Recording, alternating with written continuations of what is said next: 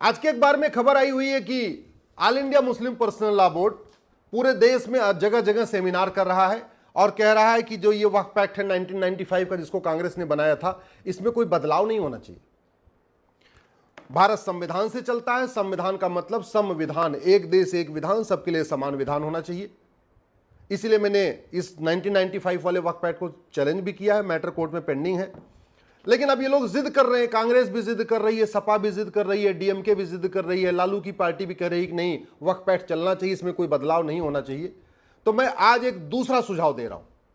ठीक है, वक्फ एक्ट चलने दीजिए, ये 1995 वाला ही चलने दीजिए, लेकिन इसी जितनी शक्तियां इसमें हैं, जितनी धाराएं इसमें हैं, जितने क्लॉजेज इसमें हैं, बिल्कुल इसी को कॉपी पेस्ट करके आप एक हिंदू दान अधिनियम बना दीजिए। जैसे वक्फ एक्ट है, ऐसे हिंदू दान एक्ट बना दीजिए। जैसे इस वक्फ एक्ट में वक्फ बोर्ड का प्रावधान है, वक्फ ट्रिब्यूनल का प्रावधान है, जितनी शक्तियां वक्फ बोर्ड को है, वैसे ही आप एक हिंदू दान बोर्ड बनाइए और वो सारी शक्तियां होनी चाहिए जो वक्फ बोर्ड के पास है। एक वक्फ हिंदू दान ट्रिब्यूनल बनाइए और वो सारी शक्तियां ट्रिब्यूनल को होनी चाहिए जो भारत में वक्फ ट्रिब्यूनल को है। इसका फायदा भी होगा। फायदा यह है कि जो हिंदुओं के मठ मंदिर मुगलों के द्वारा तोड़े गए, कब्जा किए गए, उनका मुकदमा कोर्ट से बंद हो जाएगा और वो सीधे सीधे आ जाएगा हिंदू ट्रिब्यूनल में आ जाएगा। भाई अभी मस्जिद का विवाद, मजार का विवाद, दरगाह का विवाद कहां जाता है? वक्फ बोर्ड में।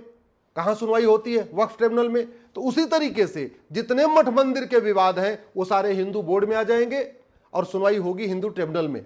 उसका फायदा यह होगा कि 1192 में जो कुतुबुद्दीन ऐबक ने दिल्ली में 27 मंदिरों को तोड़ के कुतुब मीनार बनाया था, उसका मुकदमा भी वक्फ ट्रिब्यूनल में चलेगा। 1305 में अलाउद्दीन खिलजी ने जो सरस्वती मंदिर को तोड़ के भोजशाला में वहां पे एक मस्जिद बना दिया था, वो मुकदमा भी हिंदू ट्रिब्यूनल में आ जाएगा।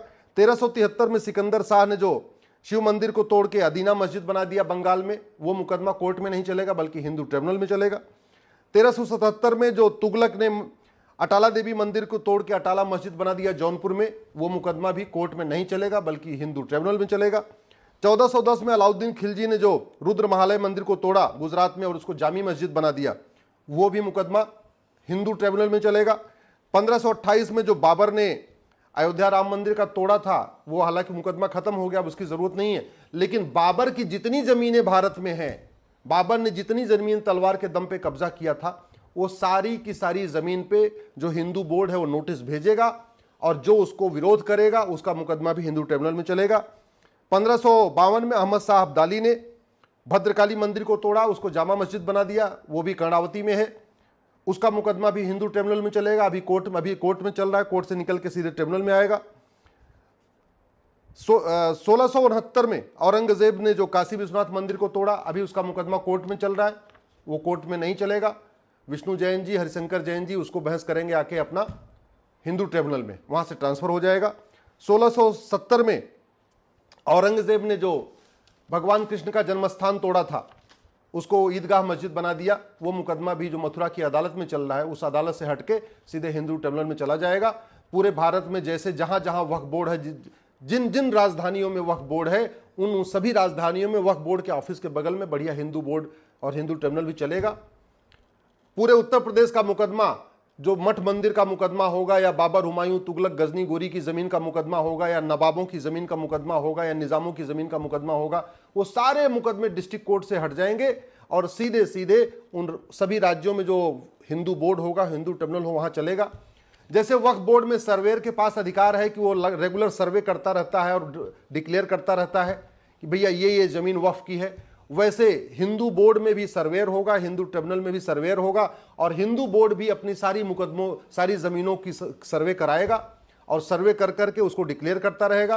एक 30 दिन के अंदर, अभी जैसे वक्फ बोर्ड में है कि अगर 30 दिन में किसी ने नोटिस का जवाब नहीं दिया तो ऑटोमेटिकली वो जमीन वक्फ बोर्ड की हो जाती है। ऐसे ही अखबारों में नोटिस दी जाएगी कि फला फला जमीन, फला फलानी मस्जिद, फलानी दरगाह, फलाना जितने भी स्थान है, ये सारे हिंदुओं के हैं और अगर 30 दिन में कोई जवाब नहीं देगा तो वो सारा का सारा जमीन हिंदुओं का हो जाएगा। और कोई अगर विरोध भी करेगा तो मुकदमा हिंदू ट्रिब्यूनल में चलेगा। इसका एक फायदा ये भी होगा कि बहुत सारे वहशी दरिंदों ने जगह जगह शहरों का नाम बदला और वहां पे जगह कब्जा कर लिया। तो इस जैसे मुर्शिदा खाद को मुर्शीद ने बनाया था, तो मुर्शिदा खाद में जो मुर्शीद की जमीन होगी वो सारी हिंदू बोर्ड में चलेगी। विंध्याचल में मिर्जापुर में जो जमीन मिर्जा खां के नाम की होगी वो सारी उसका भी मुकदमा हिंदू ट्रिब्यूनल में। जौनपुर में जौना खां की जो जमीन होगी उसके नाम पे जो चल रही होगी, उसके जो उसके बच्चों के पास होगी, उसका भी मुकदमा आपका हिंदू ट्रिब्यूनल में चलेगा। तो सबसे बड़ा फायदा ये होगा कि कश्मीर से कन्याकुमारी, कच्छ से कामरूप तक, पूरे उत्तर से दक्षिण, पूरब से पश्चिम, जहां जहां मठ मंदिरों का विवाद है, जहां जहां जमीन का विवाद है, जहां पे मजार का विवाद है, जहां दरगाह का विवाद है, वो कोई भी विवाद वक्फ बोर्ड में नहीं चलेगा, वक्फ ट्रिब्यूनल में नहीं चलेगा, बल्कि वो सारा का सारा विवाद हिंदू बोर्ड में चलेगा, हिंदू ट्रिब्यूनल में चलेगा। हिंदू बोर्ड के पास भी अपनी सर्वे करने की शक्ति होगी।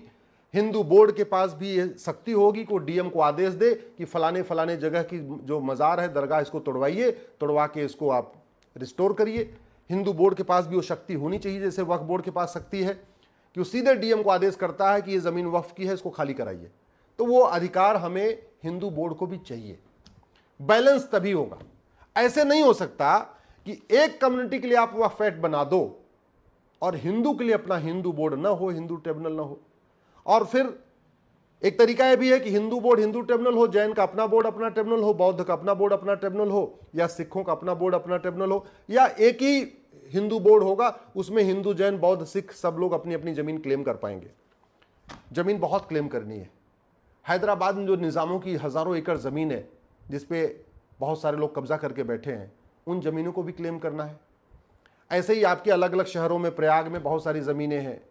पूरे देश में जो सिविल लाइन बनी हुई हैं, उन सिविल लाइन की जो ज़मीनें हैं उन पे भी कम से कम हिंदू बोर्ड को अधिकार होगा कि वो जाके क्लेम करे। और भारत में भाई 15वीं शताब्दी के पहले कोई मुस्लिम तो था नहीं, सब लोग कन्वर्टेड हिंदू, उसके बाद ही लोग कन्वर्ट हुए हैं। आज की डेट में जो मुस्लिम्स हैं ये 99% कन्वर्टेड हिंदू हैं। उनको उनके पास और उनको हिंदू बोर्ड में आने में कोई दिक्कत नहीं है, स्वाभाविक सी बात है भाई, वो कन्वर्टेड हिंदू है ना। तो वक्फ बोर्ड में जाएं, वक्फ ट्रिब्यूनल में जाएं, या हिंदू बोर्ड हिंदू ट्रिब्यूनल में जाएं, क्या फ़र्क पड़ता है। इसलिए मेरा सरकार से निवेदन है, अब आप एक काम करिए, इनकी बात मान लीजिए। जो राहुल गांधी कह रहे हैं, जो अखिलेश यादव कह रहे हैं, जो ओवैसी कह रहे हैं, या पर्सनल लॉ बोर्ड कह रहा है, जमीयत उलमा हिंद कह रहा है, उनकी बात मान लीजिए। आप वक्फ एक्ट को चलने दीजिए। बस इसका एकदम कॉपी पेस्ट, एक एक धारा, एक एक शब्द वही। बस जहां जहां वक्फ लिखा है वहां वहां दान लिख दीजिए, जहां वक्फ बोर्ड लिखा हुआ है वहां हिंदू बोर्ड लिख दीजिए, जहां वक्फ ट्रिब्यूनल लिखा हुआ है वहां हिंदू ट्रिब्यूनल लिख दीजिए। जैसे इसमें 7 मेंबर होते हैं वक्फ बोर्ड में, एक एमएलए होगा, एक एमपी होगा, एक एडवोकेट होगा, एक मुतवल्ली होगा, एक जो है टाउन प्लानर होगा, एक सर्वेयर होगा, सारे के सारे मुस्लिम होंगे। ऐसे ही हिंदू बोर्ड में भी 7 के 7 तो लोग हिंदू होने चाहिए, चाहे उसका सर्वेयर भी हिंदू, उसका एडवोकेट भी हिंदू। ऐसे ट्रिब्यूनल में भी जो कम्बिनेशन है ठीक वही कम्बिनेशन आप हिंदू बोर्ड को भी दे दीजिए, दोनों को बराबर अधिकार रहेगा।